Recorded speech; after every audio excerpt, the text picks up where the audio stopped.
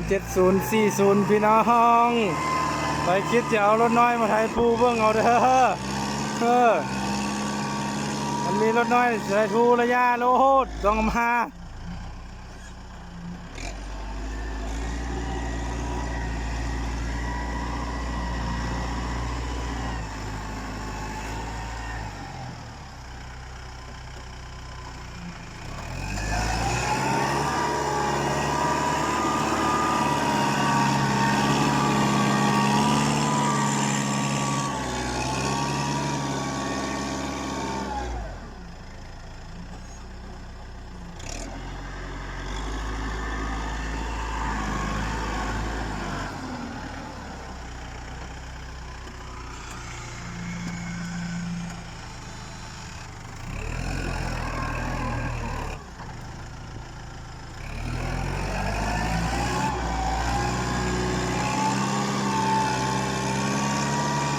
ลูกเวทน้อยๆซะ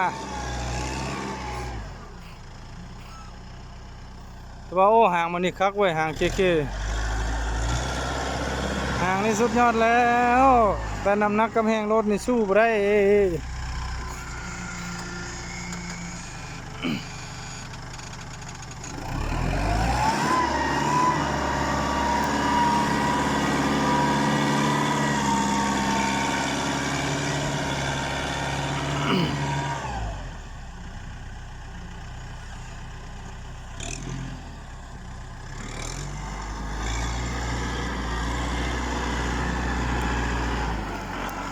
M70แต่ว่าตอนนี้บ่มีแล้ว M70นะเขาเจ้าสิเฮ็ด M75แล้ว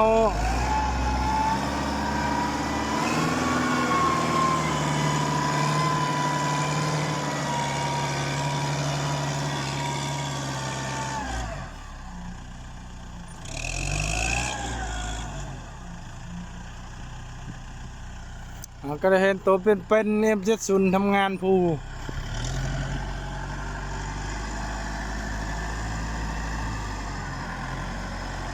เคยเห็นแต่ไถนาไถสวนดินเพียงเจอ M70 ทันภูมื้อนี้